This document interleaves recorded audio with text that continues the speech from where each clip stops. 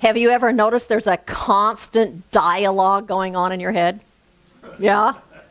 You know, it's a running commentary of whatever is going on around us mostly. Example, you might be saying, oh, inside your head, oh, look, Rick Dale's here with us today. Oh, I like when Rick Dale's with us. I wonder if he's going to sing that song that I like so much. No, he sung it last time, so he's probably not going to sing it this time. Oh, look, there's a new lady sitting in that chair. Gosh, you know what? She looks like my Aunt Sally, except her hair is different than Aunt Sally. But look at that dress she's wearing. I wonder where she got that. You know, I like to go shopping and on and on and on. It like never stops. You know, and sometimes that inner dialogue is neutral. It's a neutral commentary on what's going on. But more often, it's actually not a neutral commentary. More often, it is filled with judgments. And it is filled with what we think is right and wrong, and what we like and what we don't like, and what we think is good and what we think is bad. And we're usually busy judging things like, oh, I love those shoes, or I really like her, or he is such a nice man, or he's such a jerk. You know, we have this going on all the time. And not only are we doing a constant commentary on what's happening outside of us, but we also have this running commentary going on about ourselves and about the things that we do. Like when you make a mistake and you say inside of your head, oops, I made a mistake. You know what? I know that I can do this, so I'm going to try this again. Or more likely, oh my God, I can't believe I just did that. I am so stupid. What is wrong with me? Can't I do anything wrong or anything right? It's more often that kind of a commentary that we have going on. We sometimes speak so harshly to ourselves that if we spoke to our friends that way, we wouldn't even have any friends. Can you relate? This running commentary, this running commentary is the thing that creates our mood. And it's the thing that creates our inner experience and that creates our outer experience. And so Ernest Holmes speaks to this in the Science of Mind textbook. He was the founder of this philosophy, if you don't know Ernest Holmes. He says, since we are thinking beings and cannot stop thinking, and since creative mind receives our thought and cannot stop creating, it must always be creating something for us. What it will make depends wholly upon what we are thinking, and what we shall attract will depend upon that which our thoughts dwell. So the law is always responding to what is going on inside of our minds. So we create this lens that we're looking through of judgment, and then it colors our experience, as well as drawing to us in the future what it is that we're thinking about. And so what happens then is that our thinking entirely creates our experience, 100% of it. What happens is there's something in the world, and then we have a thought about it, and that thought we have creates an emotional reaction, and then that emotional reaction creates our experience, the thought and the emotional reaction, and the experience creates what we think reality is. And so then that becomes our mental atmosphere that we're living in all the time, and out of that mental atmosphere is how we continue to draw to us or repel from us the things that match or the things that don't match. And so I'm going to share a story with you that Alan Cohen tells. And it goes like this. I was counseling a fellow who had been in a long, painful relationship with a woman who constantly found fault with him and laid blame for her unhappiness at his doorstep. Quote, she's not doing it to you, I suggested to him. She's doing it for you. How's that, he asked. You, quote, hired your girlfriend to magnify every self-loathing thought that you have about yourself and to play it back to you in such an intense and obvious way that you would have to examine your self-worth until you recognize and live with it, I told him. If others are continually annoying you with criticism, do not fight back or run away. Instead, be grateful to them. They are your best teachers, not because they are correct in their fault finding, but because they are serving as a mirror of your own inner critic. They have come to show you how hard you are on yourself, so you can begin to love yourself and heal a long pattern of internal self-abuse. Critics cannot disturb you unless you agree with it. If you are clear and confident about who you are and what you do, negative feedback will not be a big factor in your psyche.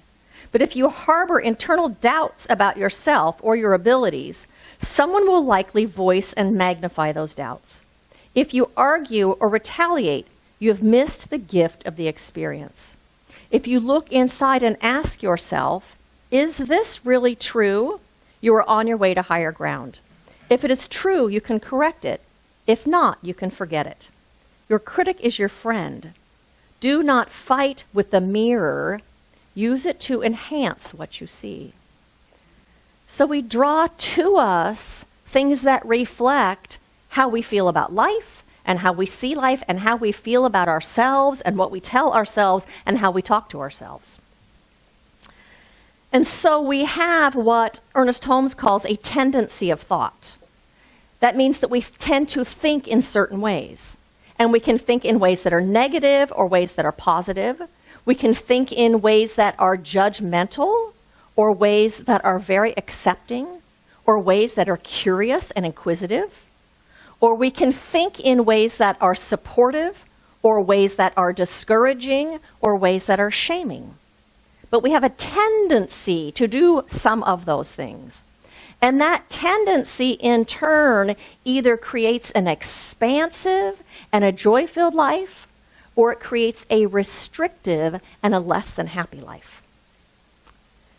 Our self-talk and how we talk to ourselves and how we talk about ourselves is a result of our self-esteem, and it creates our self-esteem or reinforces our self-esteem or lack of it. The truth is, you are here to experience your own magnificence.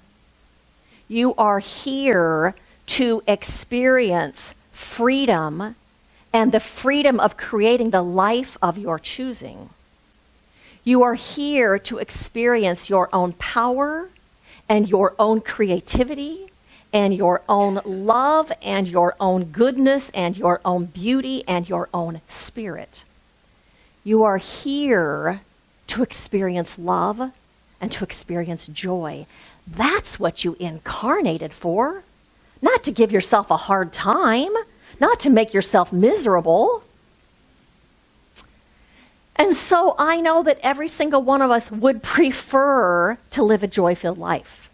I know that we want to live in a way that feels free, a way that feels expansive, a life where we feel free to create and to be who we want to be and to do what we want to do in the world. I know that we want to continue to grow and to ever express more of our true beingness and who we really are. We want to live unencumbered and free. We want to experience our spiritual magnificence and our beauty and our goodness and our love. That's what we really want. We also really want to know that we are enough right here and right now, exactly as we are, without having to change anything. And so the title of my talk today is An Internal Affair.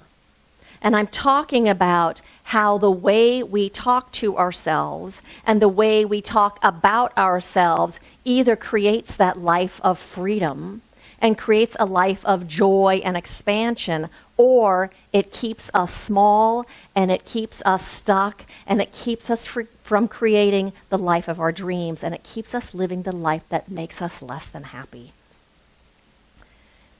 It creates the life, that negative self-talk that we would not choose for ourselves, just like we would not choose it for our best friend.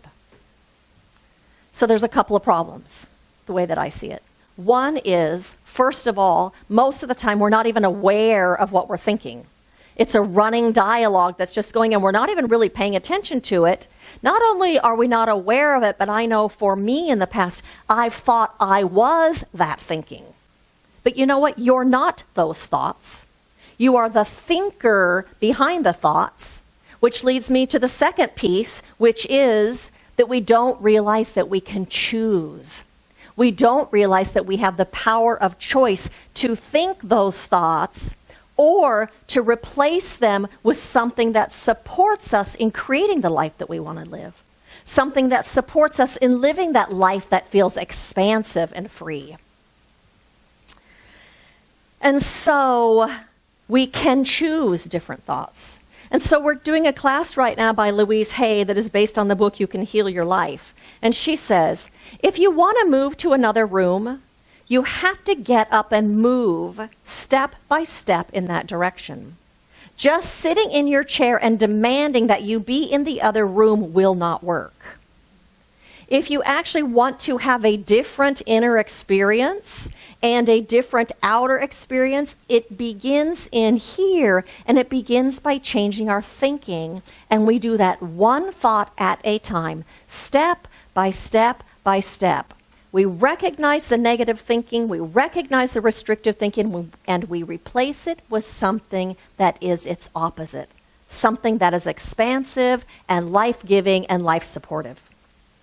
And so one of the ways that we can change our thinking and that we can change that atmosphere of our thoughts, that tendency, is to use affirmations.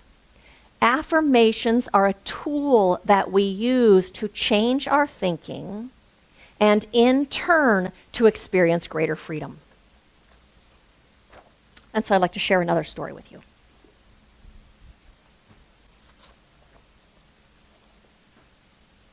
While fishing one day, 2 anglers saw a woman being swept down the river. "Help, help," she cried out. Quickly, one of the men jumped into the stream and rescued her. They called for medical aid, and before long, the woman was taken away for care. A few minutes later, the men heard cries of a man being carried down the waterway. The other fisherman came to his rescue, and eventually the fellow was off to the hospital. An hour later, yet another person was calling for help, and the entire process was repeated. Stymied as to why all these people had nearly drowned, the fishermen hiked upstream, where they saw a bridge with a crazy man standing in its center. When another pedestrian attempted to cross the bridge, the crazy man tried to toss him into the river. The fishermen quickly realized that the insane man had intercepted everyone who attempted to cross the bridge and had thrown them into the river. The 2 men dashed over to the crazy man, grabbed him, dragged him off the bridge, rescuing the current victim and making it safe for anyone who wanted to pass.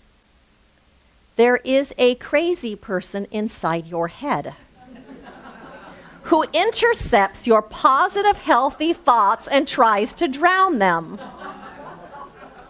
This is the voice of self-doubt and fear and constant judgment.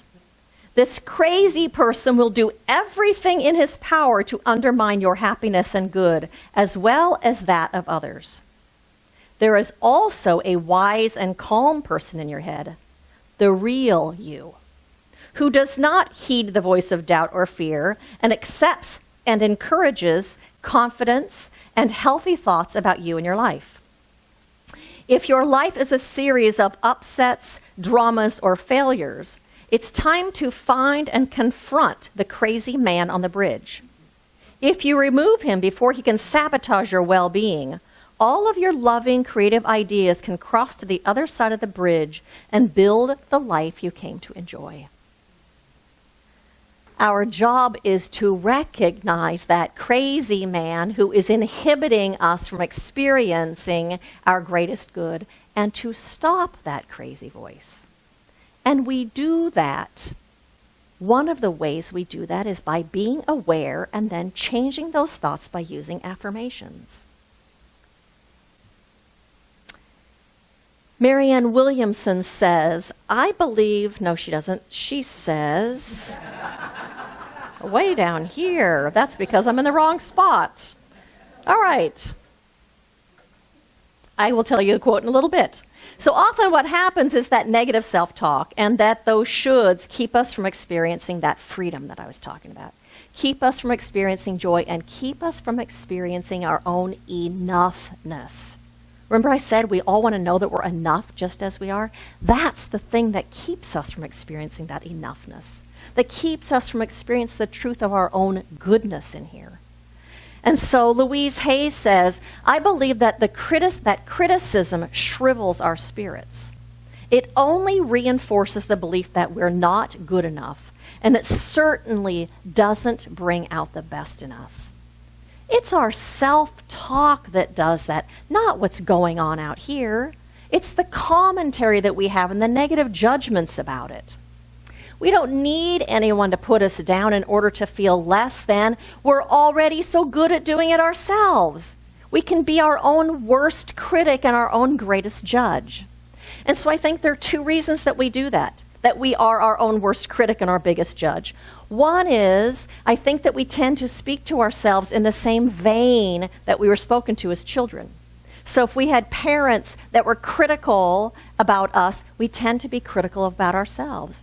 If we are parents who had harsh judgment about, even if it wasn't us, but about other people, we tend to adopt that stance, and that's how we talk to ourselves. I think the second reason that we are so critical and hard on ourselves is because we think that being critical and hard on ourselves is going to actually create positive change. We think that's the thing that will take us to our goals. But you know what? If criticism were curative, the whole world would be perfect. And studies actually show that harsh criticism, when we criticize ourselves harshly, what it does is it creates a greater fear of failure inside of us. And when we are living in that fear of failure, we are less likely to step out and try new things. We are less likely to change. We're less likely to try again. That fear of failure stops us in our tracks. But studies also show that having self-compassion enables us to pick ourselves back up after we make a mistake and to try again, and to try again, and to try again. That's the thing that leads to an expansive life. That's the thing that leads to good self-esteem. That's the thing that leads us to living a life of greater freedom. And so think about this. If you had a 6-year-old who came home from school one day with a bad math grade, what would happen if you said to him, I am so ashamed of you, you little good-for-nothing loser. How stupid can you be? Can't you do anything right? What would the response be? Feeling shame and feeling less than and feeling inadequate, and certainly not having the desire to try again. Certainly not having the motivation to learn how to do math. And what would happen instead if you said, gosh, those math problems must have been hard for you. How can I support you and how can I help you? Because I want you to succeed and I want you to master this. And I know that you can do this because I believe in you. What would happen then? That's the motivation to move forward. That's the motivation that moves us forward into creating the life of our dreams and the bigger life. It's so easy to see when we talk about talking to somebody else like that. You would never speak to a 6-year-old like that. And so Marianne Williamson actually does say, we are not held back by the love that we did not receive in the past, but by the love we are not extending in the present to ourselves. That's the thing that holds us back from creating the life that we want to be living. We are not held back by the love we did not receive in the past, but by the love we are not extending in the present to ourselves. And in The Science of Mind, Ernest Holmes says, that which thought has done, thought can undo. Lifelong habits of wrong thinking can be consciously and deliberately neutralized, and an entirely new order of mental and emotional reactions established in mind. Merely to abstain from wrong thinking is not enough. There must be active right thinking. We must become actively constructive and happy in our thinking, not merely passively so. We have to change the negative thoughts to positive thoughts that support us in being and doing what we want. And so in this class, Louise Hay shares lots of affirmations. And so I'm going to share some of them with you. She has, if you believe this, your affirmation could be this. If you think my energy level is low, your affirmation could be, I am filled with energy and enthusiasm.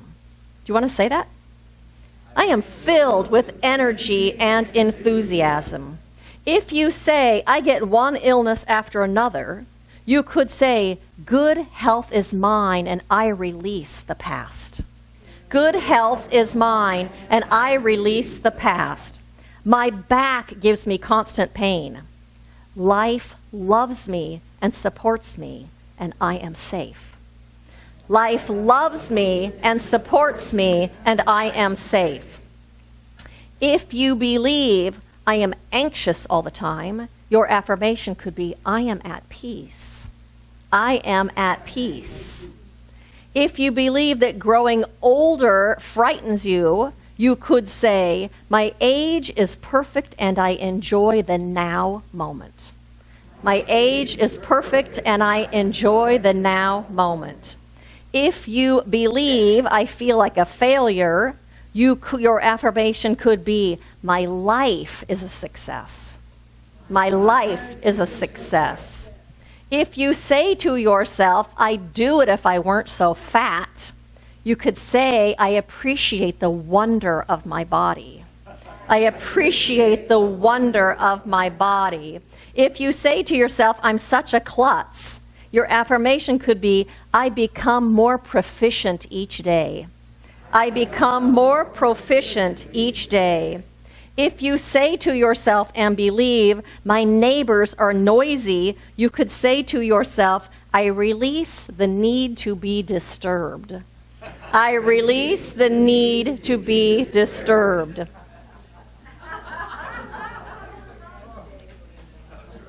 I release the need to be disturbed. Absolutely. And you know what happens when you do that? They quit disturbing you. It's fascinating.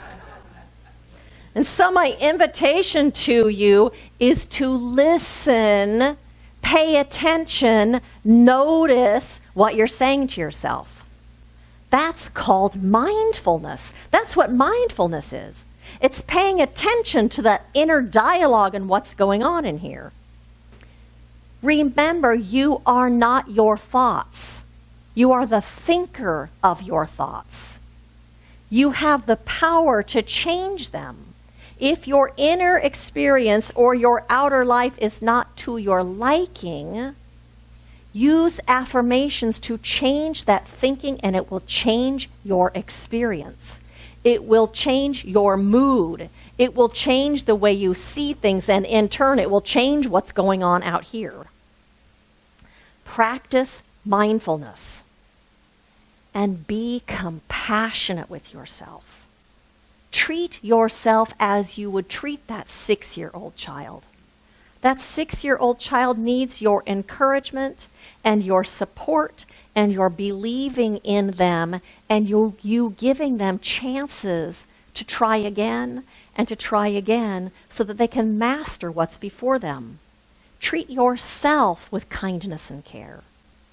And remember that harsh criticism stops us and keeps us stuck right there. It doesn't support us in moving forward. And know that the infinity of life is right where you are, and it is for you.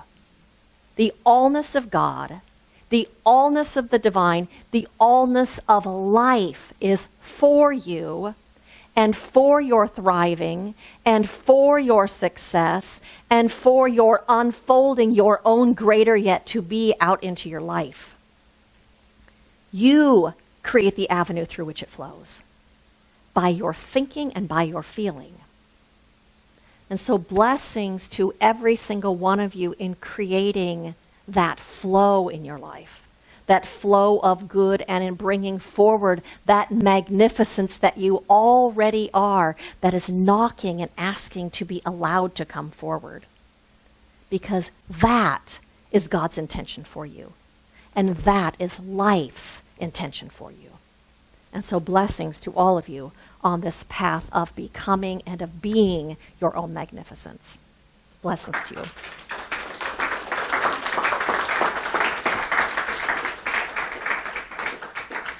And so I invite you to join me right now in an affirmative prayer.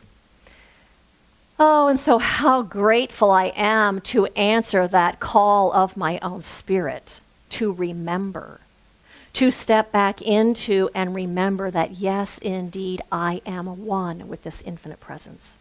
That infinite one that is the very essence of life itself is the vibration of love. And it is the vibration of peace.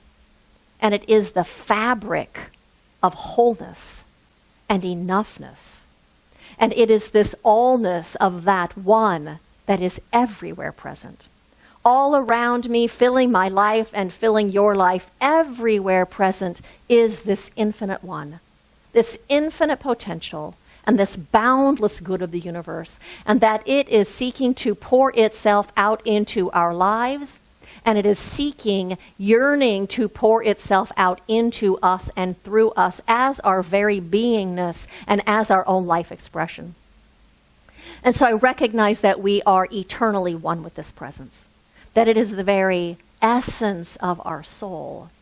It is the very fabric of our bodies. It is the all in all, that whose center is everywhere and whose circumference is nowhere, is right where we are, here and now.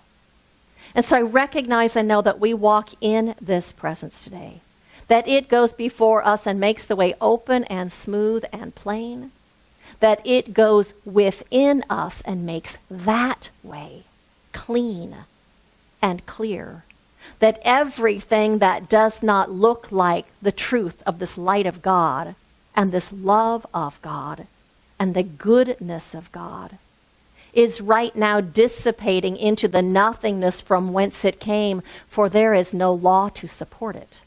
There is only a law of love and peace and goodness. And that is what is manifesting as our own thinking and as our own personalities and as the lens that we look through. That right now there is a clearing out in our consciousness of all false beliefs and all limiting beliefs, and they are simply falling away. And so here we stand in the light, as the light, recognizing how blessed we are in this life. That good is pouring itself out into our lives all around us. And so I speak this word also right now for the city of Pittsburgh and for anyone who has been connected to or is feeling stress or loss or sadness about the shooting in the synagogue. Recognizing that right now there is an awakening happening in humanity. And that awakening is that presence of the divine stirring itself inside of each person's heart as the truth of love and oneness and the family of humanity and connection. And that is having its way right now. I know that all is well with the soul of every single person who has passed from this life, that they are right now wrapped in that light of God and all is well with them. And I know that every other person that has been connected, that there is a healing balm coming over them that feels like peace and comfort. But I know greater than all of that, that there is an awakening happening in this country and that there is an awakening happening in this world. And it is absolutely the evolution of the divine unfolding itself as oneness and as love. And that is what I know to be the truth.